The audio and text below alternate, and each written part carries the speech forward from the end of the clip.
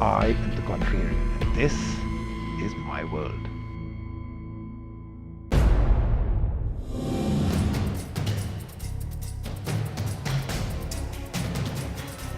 Hi, I'm Arvind Vohra and I'm the joint venture partner to Gionee in India. I guess we're in this market at a time the world order on mobile phones is shifting and we couldn't have had a situation as good as today. A special show from MWC. This is the playground of mobile phones, and we've entered a territory which almost every single time I talk to these two gentlemen, there's a new controversy for sure. This is called Gionee land. So let's start off straight and see if we can actually create some more. I'm going to start off straight. You're the two gentlemen that actually said at one time, companies like Samsung, Sony, HTC, it is time over for them because a whole new generation of ways of doing the mobile business, the kind of mobile phones required, and what a customer will want will completely change it all around. Has that really happened already? Yeah, I think now it's still happening. And after I saw the launch of Samsung Galaxy S6 yesterday, I think more sure about my opinion. Why? Because to a lot of people, finally Samsung gets it. No more plastic, good looking phone, cutting edge technology, a double edge on both sides. So everything that Samsung was criticized by you, plasticky, doesn't really get it, all seems to have been taken care of. So why will this not become the world's big seller now? Because it not focus on the user experience. Because Samsung supply chain is very strong. Now I can see that Samsung Mobile is like hardware bricks. This is my idea. For example, if 5.1 LCD, it does not need WQHD. Full HD is more than enough. Why they use? Because WQHD is 30% more power consumption compared with the Full HD. Number one. Number two is the processor. Samsung processor, the power consumption is very high. So display consumes 60% of the power. CPU consume another 25% of the power. So the two components will consume 85% of the power. But the battery is only 2,600. Where is the user? Do you think this is really the user need? See, I think Rajiv, if you look at our record, we've been able to see things earlier than others saw. Okay, can you give me another example of that? I mean, whatever we said in the last couple of years, when Which is? 2 years back when you asked me what's your market share aspiration, I said I'll come within the first 7. But that's you competing and doing your own thing. When we're talking about a world giant like Samsung and they do something which the rest of the world says this is good, they're finally back. Here we are hearing they're not, it's still doomsday for them. See, I think it's about, when you talk about smartphones, it's all about consumer experience. And I don't think that phone is consumer centric. Okay. Right? I mean, what you saw in our presentation today, we've probably talked to about thousands of consumers across the globe and then come out with a chart and then put it there, bingo. But here, if you're looking at optimizing your own production, then somewhere down the line, you're killing the user. Okay. So one of the things that you've immediately been criticized for as soon as you came up with your brand new phone is that a lot of what you're doing is what Samsung did 1 year back. Your extreme mode, the fact that it goes into from a smartphone to almost a feature phone, gives you 33 hours of battery life. Samsung did that first, and you're only adding and copying it now. Okay. So on one side you say that Samsung's done, then you say battery is the problem, but a lot of what they've done is what you're bringing into your phones now. So which is the right way to think about this? I think because for some specific features, maybe sometimes we are earlier, or some is earlier. But the main issue is the product philosophy. This is the difference. Okay. So let me understand this.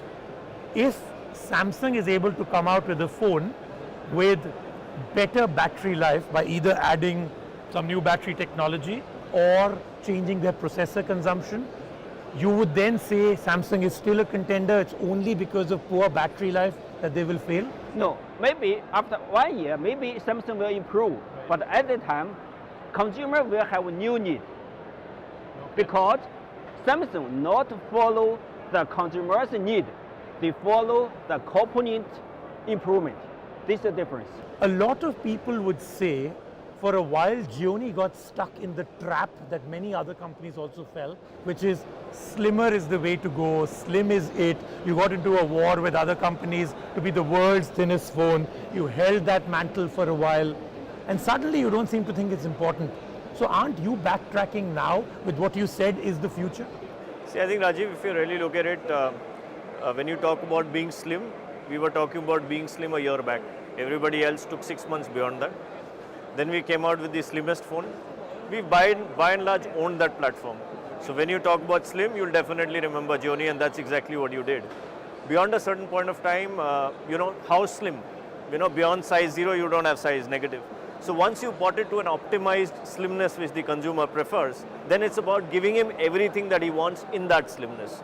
And I think S7 is all about that. Is this because you are no longer the slimmest phone in the world? Have you changed your way of thinking because you no longer can win that title? I think slimness is important, but only slimness is not enough.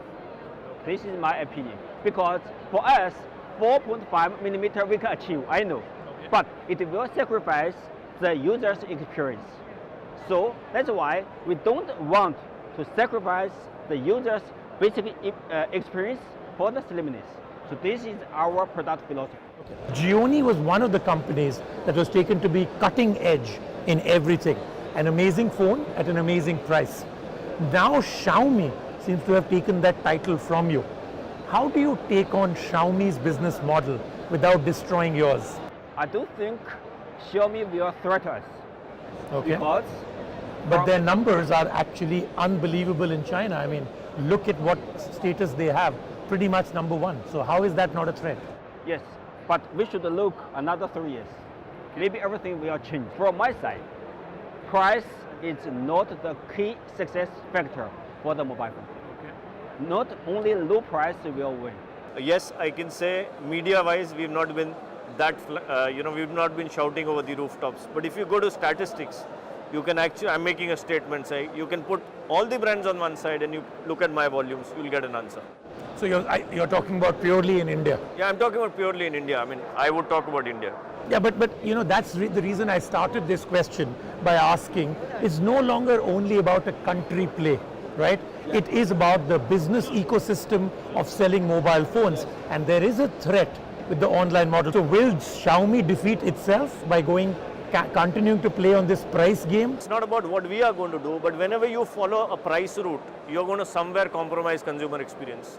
You compromise consumer experience, you got. But isn't there price route based on a business model? Secondly, now because they've got their business model on a price route, people don't want to buy at a particular price.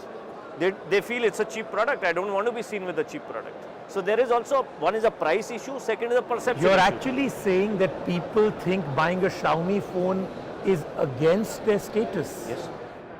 Now Xiaomi in China is perceived as cheap brand. As cheap, low end. Okay, so you heard it here first. I told you right in the beginning of the show, there will be one statement that comes from these two that will completely shock us all. In China, Xiaomi is taken to be a cheap, not good status phone, completely and totally different from what we thought, at least in India. So that's an interesting thought process. I'm going to leave you both with my final question. It's a single statement. Anywhere from now up to the next 3 years, what do you think will be the biggest change that will shock us all, which we're not seeing right now in the world of mobiles? In the world of mobile, I think in the future, it's only Apple and Chinese brands. As far as India is concerned, the way I look at it is, people have realized, and thanks to people like you, that Chinese brands or Chinese products are fairly good quality. What we really need to work on is on our brand. So once we get our brand image clear, you'll see the volumes go up. It's a very straight route. I mean, no confusion. So let's follow up on that and finish on that note.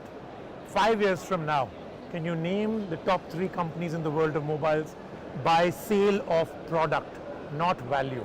Number 1, I think Apple should be there. Okay, so number 1 will be Apple. Okay. Number 2 should be 2 Chinese players. Will be 2 Chinese players. Yes. So name one other than Gionee. I cannot say. Everybody has a chance. Okay, let's see if you have a different thought process. No, as far as I'm concerned, I'm betting on this man to give me all the products.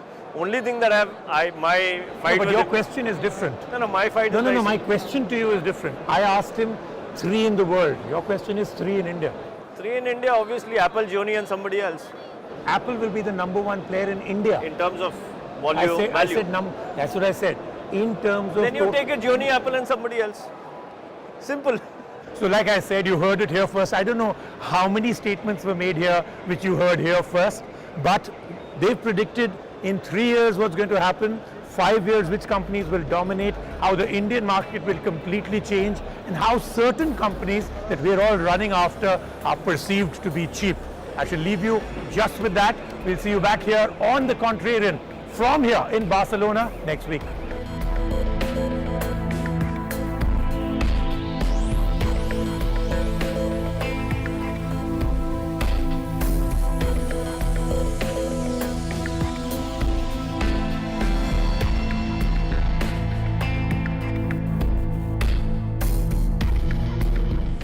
I am the contrarian, and this is my world.